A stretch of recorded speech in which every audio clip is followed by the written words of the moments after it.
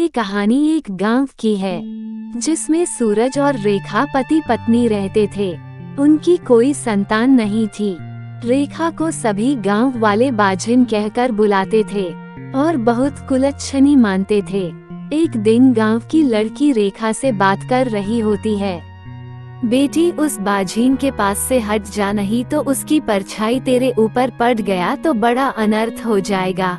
भगवान करे कि उसकी परछाई तेरे पर न पड़े।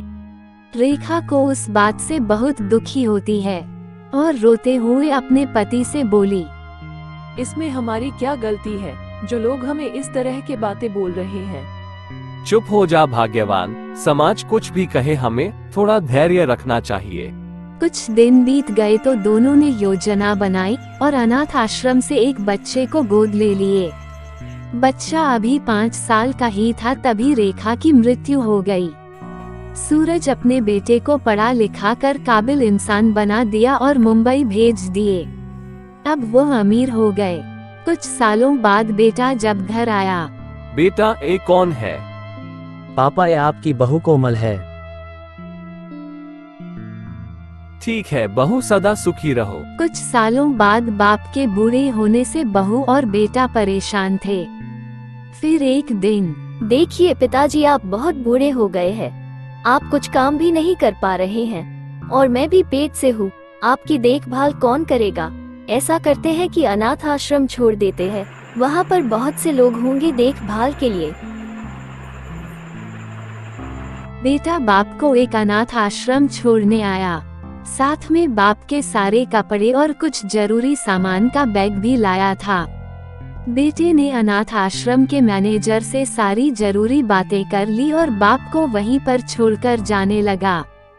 बेटा अभी अनाथ आश्रम के बाहर निकला ही था कि उसका फोन बजा।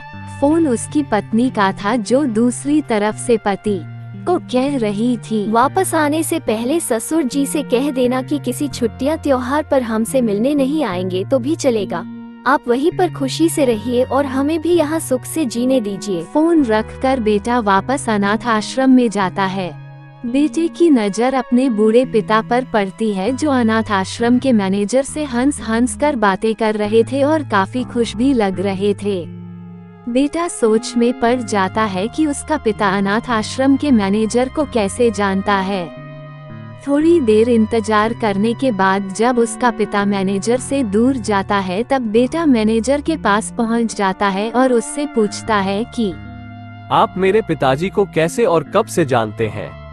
मैं तुम्हारे पिता को कई सालों पहले तब से जानता हूँ जब वह अनाथ आश्रम में एक अनाथ बच्चे को गोद लेने आए थे। बेटा भावुक हो गया और वही रोने लगा। दोस्तों, कुछ समझ में आया। अब आप ही बताइए, सच में अनाथ कौन था? वह बेटा जो अपने बाप द्वारा बिना उसे बताए किए गए इतने बड़े उपकार के बदले उनके आखिरी समय में इस तरह ठोकर मार रहा था, या वह पिता जिसने एक अनाथ बच्चे को निस्वार्थ भाव से इतना प्यार दिया जितना खुद के बच्चे को दिया जाता है? दोस्तों, अपने माता पिता की कदर करना सीखो क्योंकि आप नहीं जानते होंगे कि उन्होंने आपसे क्या क्या छुपा रखा है। कितने बलिदान, कितने त्याग उन्होंने आपके लिए किए हैं, शायद आप जानते भी नहीं होंगे।